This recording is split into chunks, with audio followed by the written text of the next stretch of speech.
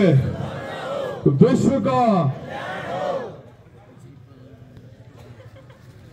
जो जयघोष हमने बोले और आज जो यात्रा आपके इस धोरीमन्ना नगर में आई बाबा रामदेव जी की अखंड ज्योत के साथ, वो अखंड ज्योत 640 वर्षों से प्रज्वलित है।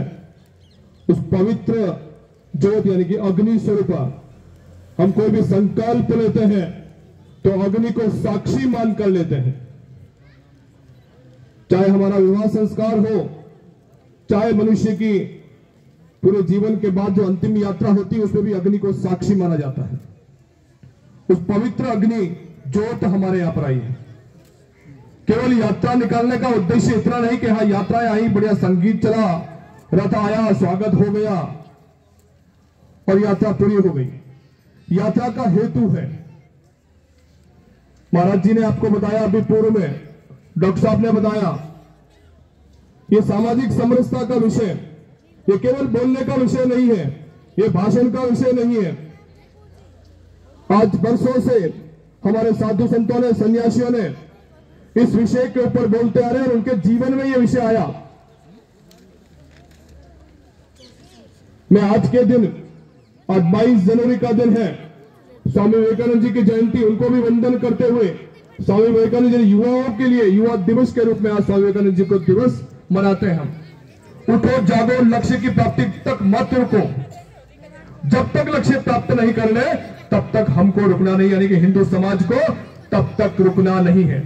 सनातन का डंका दुनिया में बजाने वाले स्वामी विवेकानंद जी युवाओं के प्रेरणा स्रोत रहे। उनके जीवन से भी बहुत कुछ सीख सकते हैं कि एक सन्यासी विदेशों की धरती पर जाकर सनातन का डंका मजबूत कर सकता है, तो आज भी हमको ऐसे ही साधु संतों के मार्गदर्शन में भारत को उस स्तर पर पहुंचाना है।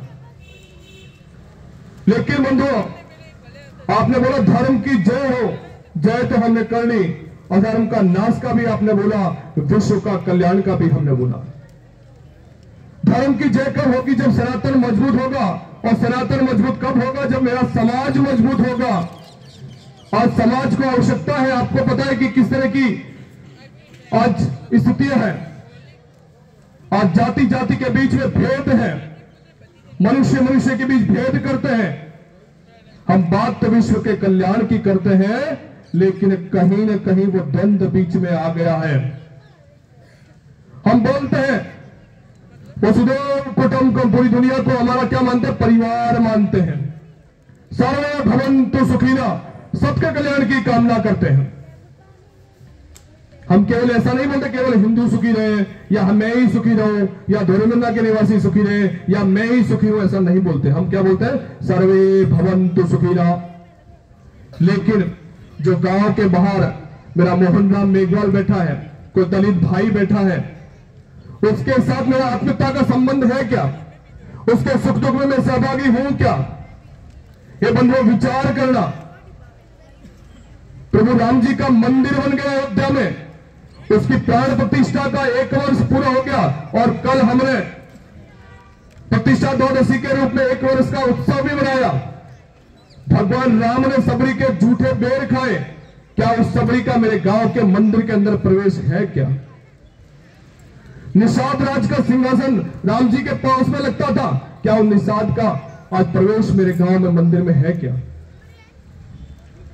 हम हरिद्वार जाएंगे, कुंभ जाएंगे, राम जी के मंदिर में जाएंगे, कोई जाति नहीं पूछता, कोई भेदभाव नहीं है वहां पर। लेकिन वही मेरे गांव के मंदिर में जाएंगे तो उसको जाति पूछ ली जाती है। अभी यात्रा के अंदर चल रहे थे, यात्रा के अंदर एक दृश्य ऐसा आया, एक 80 वर्ष की माता जी वो आई, कह मैं शंकर भगवान को प्रसाद चढ़ाने आती थी, तो शंकर भगवान को दूर से पोटली दिखा देती थी, क्योंकि पुजारी प्रसाद लेता नहीं था जो मंदिर की पूजा करते थे। आज पहली बार मेरे जीवन में आया यात्रा के माध्यम से कि मेरा प्रसाद लिया और भगवान को अर्पित किया और मुझे वापस वो प्रसाद दिया।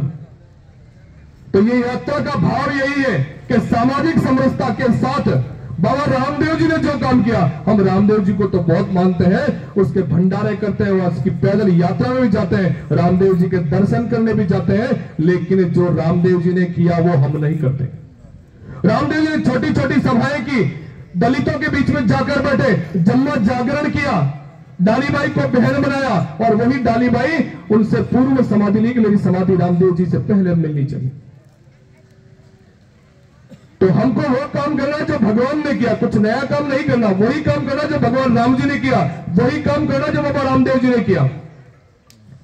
आज भारत के सामने बहुत बड़ी चुनौती है, और जिस क्षेत्र में आप रहते हैं बॉर्डर का एरिया है, भारत के 9 राज्यों में हिंदू अल्पसंख्यक हो चुका है। डॉक्टर साहब ने बताया पाकिस्तान अफगानिस्तान की क्या हालत है, वैसे मैं भारत के अंदर की स्थिति बता रहा हूं। 9 राज्यों में हिंदू अल्पसंख्यक हो गया या होने के कगार पर है। ऐसे ही 600-800 जिलों में से 200 जिलों में भी हिंदू अल्पसंख्यक होने के कगार पर है। 6000 तहसीलें हैं, उसमें से 1500 तहसीलों में हिंदू अल्पसंख्यक होने के कगार पर है। वहां कौन रामदेव जी को मनाने वाला बचा है? न राम जी को, न होली मनाने वाला है, न दिवाली, न दशहरा, न तीज, न त्योहार मनाने वाला कोई बचा है। ऐसे ही भारत की जो तहसील है बॉर्डर की, वो 300 तहसीलें, 1500 तहसीलें हैं बॉर्डर पे लगती है, उसमें भी 300 तहसीलों में हिंदू अल्पसंख्यक हो गया है। और हम बात करते पाकिस्तान में हिंदू कम हो गया, बच गया, अफगानिस्तान में चला गया, म्यांमार चला गया, श्रीलंका हमारे हाथ से चला गया, नेपाल हमारे हाथ से चला गया, भूटान हमारे हाथ से चला गया, कंबोडिया हमारे हाथ से चला गया। लेकिन बंधुओं, भारत की स्थिति अंदर की बता रहा हूं कि हमारे उन्होंने तो 5 समय उल्टे सुल्टे होकर 50 देश बना दिए, लेकिन जो हमारे पास थे वो भी हमसे चले गए। बंधुओं, यदि हम ऐसी जातियों में बटे रहेंगे तो आने वाला भविष्य हमारा ठीक नहीं है। भारत को सबसे बड़ी चुनौती है तो वो है घुसपैठ से। आज अवैध 10 करोड़ घुसपैठिए भारत के अंदर घुसे हुए हैं। बहुत साधारण से सिस्टम में घुसकर आधार कार्ड, वोटर आईडी कार्ड सब बन जाता है उनका। तो बंधु, हमको थोड़ा सा सिस्टम में भी सुधारना पड़ेगा। उसके बाद भारत के सामने सबसे बड़ी समस्या है धर्मांतरण की। हम किसी व्यक्ति को उपेक्षित करते हैं, उसके साथ भेदभाव करते हैं, उसके साथ छुआछूत करते हैं, उसको एक जाजम पर नहीं बिठाते, तो वो धीरे धीरे समाज से कटकर धर्म परिवर्तन होके विदेशी मूल का जो धर्म है उसको अपना लेता है। बंधु, विदेशी मूल का धर्म अपनाना केवल यह नहीं कि व्यक्ति चला गया, एक परिवार चला गया, एक देश का दुश्मन पैदा हो गया। ऐसे 2 उदाहरण आपको बताता हूं मैं। एक व्यक्ति था कालीचरण नाम का, दक्षिण भारत में किसी कारणवश वो मुसलमान बन गया, विवाह कर लिया मुस्लिम लड़की से। उसके बाद उसने कहा कि मुझे वापस आना, मेरी शुद्धि करिए। लेकिन मंदिर के लोगों ने, वहां के समाज के लोगों ने उसको मना कर दिया कि एक बार जो चला गया उसको वापस हम नहीं लेने वाले हैं। उस कालीचरण नाम के व्यक्ति को काला पहाड़ के नाम से इतिहास में लोग जानते हैं, गूगल कर लेना आप। उस काला पहाड़ ने एक दिन में 10,000 हिंदुओं का कत्लेआम किया, कोणार्क मंदिर को तोड़ दिया, जगन्नाथ मंदिर को तोड़ दिया उस काला पहाड़ नाम के व्यक्ति ने। दूसरा उदाहरण देता हूं मैं, दूसरा जिसके गीत हम गाते भारत के अंदर, 15 अगस्त 26 जनवरी को आप गीत गाते हो, सारे जहां से अच्छा हिंदुस्तान हमारा। उस व्यक्ति के इतिहास को नहीं पढ़ते कि भारत के लोग भूलते बहुत जल्दी हैं। वो व्यक्ति वो था अल्लामा इकबाल नाम का व्यक्ति, जिसने गीत गाया था सारे जहां से अच्छा हिंदुस्तान हमारा। वो व्यक्ति अपनी पीढ़ी में, चौथी पीढ़ी में हिंदू था, कश्मीरी कौल पंडित था, लेकिन धर्म परिवर्तन करने के बाद वो मुसलमान बन गया। और वो अल्लामा इकबाल वो व्यक्ति था जिसने 2 नेशन की थ्योरी, यानी पाकिस्तान बनाने की थ्योरी किसने दी थी? वो अल्लामा इकबाल ने थी। जिन्ना तो केवल मोहरा था, मोहरा। और उसके बाद हम गीत और गाते हैं, कुछ बात ऐसी है कि हस्ती हमारी मिटती नहीं। उसको कहने वाला भी अल्लामा इकबाल है। तो अगली बार जब गाओ तो ध्यान से सोचना कि हमको ये गीत गाने चाहिए कि नहीं गाने चाहिए। और वो कहते हैं कुछ बात ऐसी है कि हस्ती हमारी मिटती नहीं। और मैं कहता हूं कि हस्ती हमारी और कितनी सिमटेगी। पाकिस्तान चला गया, अफगानिस्तान चला गया, बांग्लादेश हमारे हाथ से चला गया, भूटान चला गया, म्यांमार हमारे हाथ से चला गया, इतना कुछ हमने चला गया, और फिर भी हम गीत गाते हैं कुछ बात ऐसी है कि हस्ती हमारी मिटती नहीं। अरे बंधुओं, जागने का समय है। अरे मेरा वो हिंदू जागना चाहिए। वो हिंदू कहां गया जो महाराणा प्रताप के साथ घास की रोटियां खा ली, महाराजा शिवाजी के साथ युद्ध लड़कर हिंदू स्वराज्य को स्थापित कर दिया? वो मेरा हिंदू समाज कहां के चला गया? बंधुओं, हमको जागना पड़ेगा, एक होना पड़ेगा, वरना एक नहीं होंगे तो धर्मांतरण जैसी समस्याएं आज हमारी बहन बेटी ईसाई तो हमारे जो भोले वाले जनजाति के लोग हैं उसका धर्मांतरण करते हैं और मुसलमान लव जिहाद के माध्यम से हमारी बहन बेटियों को फंसाते हैं।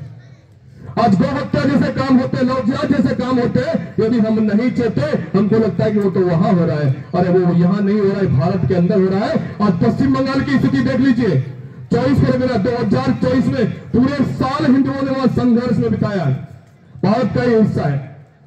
1947 में हम नहीं जगे, देश को बंटवारा भुगतना पड़ा और लाखों हिंदू बंटवारे की लाल रेखा को पार नहीं कर पाए। अरे 1947 में जग जाते तो पंजाब में 1984 नहीं होता, सिखों का कत्ले आम नहीं होता। हम 84 में भी नहीं जगे। उसके बाद 1990 में कश्मीरी हिंदुओं के साथ जो एक रात में जितना अत्याचार हुआ, बहन बेटियों के साथ पापाचार हुआ, बलात्कार हुआ, उनको काटा गया, वहां पर भी हिंदू जगह नहीं। यदि हिंदू ने शक्ति दिखाई होती जम्मू कश्मीर में, नाव की पतवार उठा के भी 100 लोगों के भी सर फोड़ दिए होते, तो क्या उनको जम्मू कश्मीर छोड़ना पड़ता क्या? लेकिन उन्होंने छोड़ा नहीं, हिंदू जगह नहीं। उसके बाद हिंदू जगह नहीं तो उसकी कीमत हमको 2024 में पश्चिम बंगाल में भुगतनी पड़ी। और भारत के पश्चिम बंगाल ने काफी सारे राज्यों में पूर्व बताया, वहां पर भी हमारी स्थिति ऐसी है। आज संबल का उदाहरण, संबल देख रहे हैं टीवी पे, दिखता है संबल ही संबल चल रहा है वहां पर, और उस संबल में भी हिंदू पलायन कर गया, मात्र 2-4% हिंदू बचा है। और वहां पे तो योगी जी की सरकार आ गई, खुदाई होगी तो मालूम चला कि वो बहुत पुरानी बातें 1978 में हिंदुओं के घरों को चिन्हित करके बाहर दरवाजे बंद करके उनको जलाया गया, जिंदा जलाया गया और मंदिरों को तोड़ा गया। भारत की 4 लाख मस्जिदें ऐसी है जहां अंदर हिंदुओं का मंदिर है, हिंदू आस्था के प्रतीक है, वो हमारे ही मंदिर है। अभी तो एक राम मंदिर आया है वहां पे, अभी काशी मथुरा भी बाकी है। मेरे भाइयों, अभी तो बहुत कुछ लंबा सफर हमको तय करना है। ये सामाजिक समरसता की जो यात्राएं हैं, ये यात्रा नहीं एक संदेश देती है कि हमारी बहन बेटी को कैसे बचाया जाए। दूसरा जो भारत के ऊपर चुनौती है वो जनसंख्या विस्फोट है। एक तो जनसंख्या वो घुसपैठ करके बना रहे हैं और दूसरे हम 5 और हमारे 25, ये उस पर्ची पे लिखा होता है उसमें। और हम हिंदू हैं, हम तो पहले तो हमारे बुजुर्ग कहते थे हाँ ठीक है बच्चे होने चाहिए अच्छे हैं, तो कहते 4-5 बच्चे अच्छे। फिर उसके बाद सरकार ने नारा दिया बच्चे 2 ही अच्छे, हिंदू ने तुरंत हिंदू ने मान लिया, बाकी किसी ने नहीं माना, हिंदू ने माना हाँ बच्चे 2 ही अच्छे।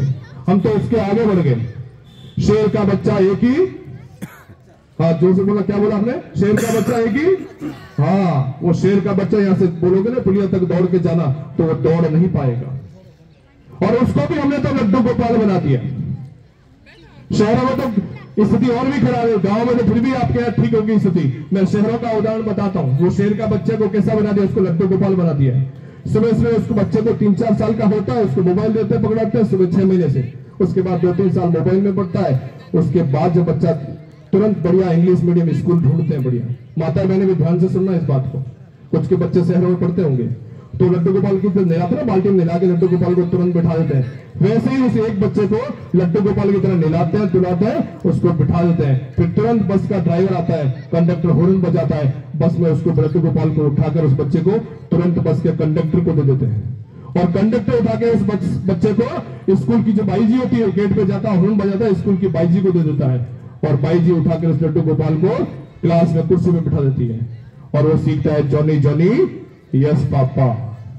उसको देश और धर्म से कोई लेना देना नहीं है। और वापस वो एक क्रम चलता है, बहन जी उसको पकड़ा देती है उस बाईजी को और बाईजी पकड़ाती है बस के कंडक्टर को। और बस का कंडक्टर घर के बाहर आता है, माता जी, नानी जी, दादी जी सब उसके बाहर रहती है। मेरा बेटा पढ़कर आया हो, थक गया होगा, पसीना पसीना होगा, उसको तुरंत बस से उठाती, गोदी लेती है और तुरंत सोफे पे उठा देती है। और सोफे के बिठाने के बाद में 2 मिनट में तैयार होने वाली मैगी उसको ठूस दी जाती है। अब बताओ वो शेर का बच्चा अपनी भी रक्षा कर पाएगा क्या? वो देश और धर्म की रक्षा कर पाएगा क्या? तो भारत का भविष्य कैसे सुरक्षित रहेगा यदि हमने अतीत से नहीं सीखा और वर्तमान को ठीक नहीं किया तो भविष्य अच्छा नहीं हो सकता। किसी का वर्तमान खराब है तो भविष्य अच्छा हो सकता है क्या? अरे हाँ ना तो बोलो, हो सकता है क्या? तो वर्तमान को ठीक करना पड़ेगा। समाज के अंदर जो विकृतियां हमारे अंदर आ गई उसको ठीक करना पड़ेगा, तब जाके भारत सक्षम बनेगा, समाज सक्षम बनेगा। समाज सक्षम बनेगा तो आपका सनातन बचेगा, और सनातन बचेगा तो आपका संविधान बचेगा, वरना संविधान को कोई बचाने वाला नहीं मिलेगा। और जो कोर्ट वहां पे लोकसभा में, राज्यसभा में संविधान चिल्लाते हैं ना, उनसे भी मैं कहना चाहता हूं, अरे भारत का संविधान तब तक ही सुरक्षित है जब तक हिंदू बहुसंख्यक है और सनातन मजबूत है। आज जम्मू कश्मीर में कोई संविधान काम कर रहा है क्या? और भारत की पुलिस है वहां पर, भारत की मिलिट्री है, लेकिन 6000 लोग तो अपनी नौकरी पे भी नहीं जा पा रहे। क्यों? क्योंकि हिंदू वहां पर अल्पसंख्यक है, हिंदू है ही नहीं। तो जहां जहां हिंदू घटा है वहां देश तो कटा ही है और धर्म की हानि हुई है। और हम कहते हैं ना, धर्मो रक्षति रक्षता, हम धर्म की रक्षा करेंगे तो रक्षित धर्म हमारी रक्षा करेगा। हम धर्म की रक्षा करेंगे तो रक्षित धर्म हमारी रक्षा करेगा। और स्वामी विवेकानंद जी के पास एक युवा आया, दुबला पतला, उसने कहा कि मुझे गीता का ज्ञान दीजिए। तो स्वामी विवेकानंद ने उसको कहा, तुझे गीता की आवश्यकता नहीं, तुझे फुटबॉल खेलने की आवश्यकता है। क्यों फुटबॉल खेलने का? ऐसा स्वामी विवेकानंद जी ने बोला, वो इसलिए बोला कि गीता का ज्ञान चलने के लिए भी अर्जुन जैसा योद्धा चाहिए, वही धर्म की रक्षा कर सकता है। और अर्जुन को भगवान ने कुरुक्षेत्र में ज्ञान दिया, लेकिन हिंदू कौन सा ज्ञान पढ़ता है? क्या लेकर आए थे, क्या लेकर जाओगे, जो आज तुम्हारा है कल किसी और का होगा, परसों किसी और का होगा, यही पढ़ते हैं ना। महाराज जी, कोई गीता में नहीं लिखा होगा, आपको ध्यान है, आप सबको ध्यान है, ये कोई गीता में नहीं लिखा हुआ, लेकिन हिंदुओं को अकर्मण्य बनाने के लिए यही ज्ञान, क्या यही ज्ञान भगवान ने अर्जुन को कुरुक्षेत्र के मैदान में दिया था? क्या यही ज्ञान दिया था? कि हाँ ना तो बोलिए। हाँ, नहीं दिया था, लेकिन हम पढ़ते वही है। हमारे घरों में गीता होती तो है, लेकिन वो रखी कहाँ है वो मैं बता देता हूं। वो लाल कपड़े में बांधकर भगवान की अलमारी के ऊपर रखी हुई है। तो बंधुओं, उसको खोलिए, उसको पढ़िए कि भगवान ने, कृष्ण भगवान ने किस तरह धर्म के लिए अवतार लिया। और हम गीत क्या गाते हैं?